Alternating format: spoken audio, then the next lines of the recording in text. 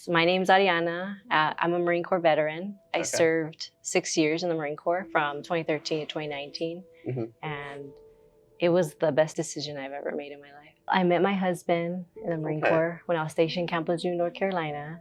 I met my best friend who has a son, which is now my godson. I met her in North Carolina, and then I was deployed overseas for almost a year. Where were you overseas?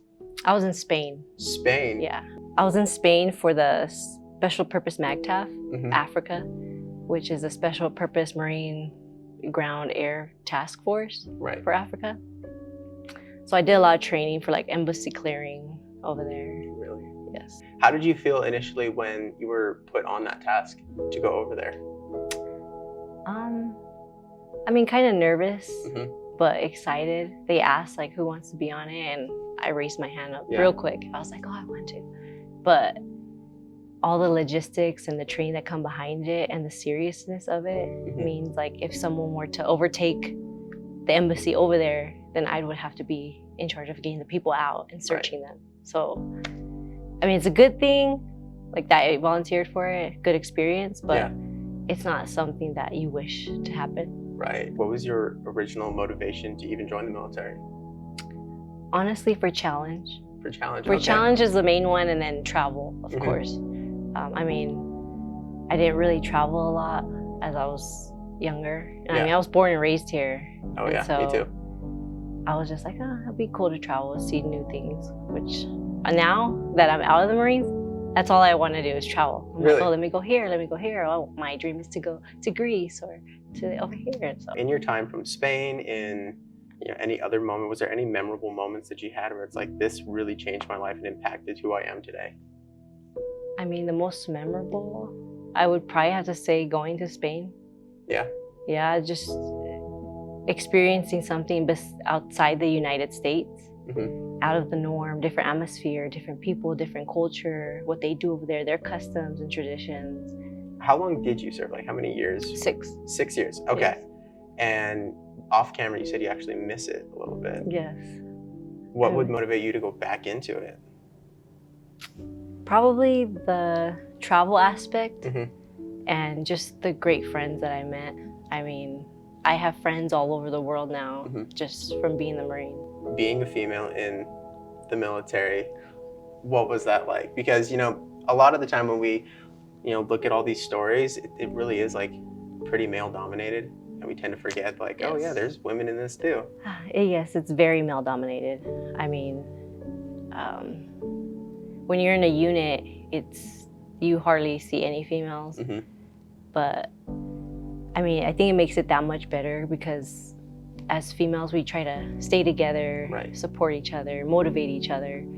So, I mean, it was hard at times. There were some units that they weren't very welcoming of females, which it didn't faze me, honestly. I was just like, okay, guy, because I can probably outrun them, do more pull-ups than them, do more sit-ups than them in a faster amount of time. So, I mean, I guess I would say it's like motivation to my madness. Like, you don't like me because I'm a female, okay, so I'm gonna outdo you.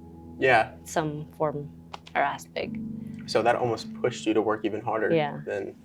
I mean, yeah, you had to. Every female knows that when you go to a new unit, you have to prove yourself. Right. Like, you're not just some weak female that doesn't know anything. So you have to like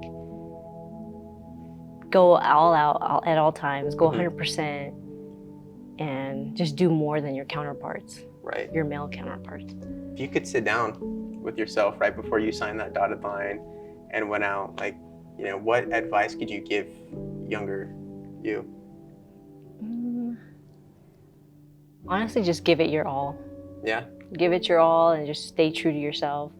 I mean, there's going to be people you meet that they're going to try to change you, and they're going to try to put you down for you being where you're from, who you are, the gender you are. But as long as you're yourself, you're fine. Yeah, just persevere. Yeah. Stay strong. Stay motivated. Heck yeah. One thing I like to ask and try to address is nowadays we're trying to prioritize mental health and things, and the military is, you guys go through a lot and you have a lot of heavy baggage. Yes. off the top of your head, is there anything we as just people, as this campus, anybody, what is something more we could do for you guys, while you're in the military, when you become a veteran? Like, honestly, I would just say reach out to someone, especially if they're active duty or a veteran, either or. Just reach out and talk to them, ask them how they're doing, because going into the military can really change you, especially if you see combat. Mentally, it'll mess you up. So I just think just reaching out, supporting, ask them how they're doing, see if they need help, any resources that they need, or just stuff like that. Yeah, we see way too many people. I think, I could be definitely wrong on this, but I think it's 22 veterans a day we lose to themselves. And I think that sits heavy with everybody. We definitely take a lot of these veterans for granted. We have no idea what you guys go through, no idea what it feels like when you actually sit down and sign that paper. I'm sure as soon as you finish signing your paper, you might have felt the weight of like, oh, I just signed up for this. Oh yeah, you definitely do. Especially says that once you sign your dotted line, you can lose your life. Yeah. Can you recall the first day back when you joined, like your first thoughts, like, oh, I'm really in this? Oh yeah. I enlisted on Halloween. Okay. In 2012, and when I went to MEPS, I was the only one there, which was weird. I guess everyone was at Halloween parties or something. I don't know, because it's usually a group of people that like they sign, they do the oath, but I was the only one, so I was kind of like, dang, like this is for real. Like, I mean, my family was not really. They were kind of against it, but they supported me. They were more like, oh, you shouldn't do it. You're tiny. You're a girl. Like, you're the Marine Corps. Like, what about these other branches? Like, that's the hardest branch. But I was like, nope, I'm gonna do it. I love the challenge. I'm always competitive. So. Oh, you fit right in yes. there. I hope. You just mentioned that the Marines is one of the harder branches to be a part of. What made you decide Marines over the other ones? Just Marine Corps is known for being top dog, number one, hardcore, the most challenged. So I was like, I want to do it, especially being a female. I was like, I can do it. Can you talk about like that experience going from 6 years overseas, seeing all these things, to finally like, I'm done now and it's time to go to school? I mean, it was hard transitioning out. The only reason why I got out was due to an injury. Okay. And so I got medically separated. I had to have surgery on both hips. And so I wasn't able to stay. I mean, they asked me like, hey, can you stay in? Like, but you have to be able to do the PFT, which is the 3-mile run, the pull-ups and the sit-ups. And I was like, I just had hip surgery. Like, it's a 12-month recovery time. And I wasn't gonna risk re-injuring myself. So I was like, nah, it's time for me to get out. And it was hard. I guess you kind of lose that sense of identity. Yeah. Like, cause you have a lot of pride being in, and you're a Marine, and everyone's like, oh my gosh, like, Audie's a Marine, and like my daughter's a Marine, and my granddaughter's a Marine. And then when you get out, you're just like, dang, like, I'm a veteran now. Like, yeah. But I mean, there's good to it too. I mean, I get to wake up whenever I want, go to sleep whenever I want. I can go to the restroom whenever I want. I don't have to run 10 miles every morning anymore. So, I mean, there's pros and cons. Yeah.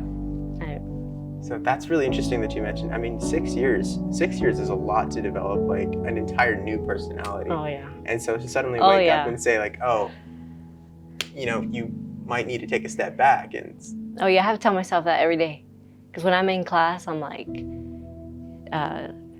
do your best, be number one, turn it on time, never be late, be on time to class. And then now I'm like, dang, it's time to go to class and nobody's here, like I'm on time. So I guess I need to step back a little bit. Yeah. And it's kind of hard getting rid of that military mindset, I would say. Both my brothers are Army. And so just hearing them talk from before they joined to now, it's interesting to see like the complete change. I mean, they're still the same people and I still love them a lot, but they are military guys now. Yeah. And you can see it. Yeah. And I guess it's hard to get rid of that military mindset, but I mean, walking around campus, it's pretty funny. They'll be like, were you in the military? And I'm like, how do you know? And they're like, just the way you walk. Like, you walk with such grace, and you're like, you're standing straight and tall. And I'm just like, I guess. Like, I don't notice it myself, but I guess other people do. That discipline lives with you forever, I know. essentially. What would you like to say to any veterans out there? You know, people that serve 30 years, 20 years, 6 years, and they're finally adjusting. I would say you matter. Everything that you did in service isn't taken for granted. I mean, we may think it is, but there's always someone out there that's rooting for you, supporting you. I mean, there's resources out there. You just got to reach out. And the transition's hard. Even I'm pretty sure veterans that have been out 50 plus years, they still have that military mindset. I mean, I don't think it'll ever 100% go away. Right. And I mean, just be you.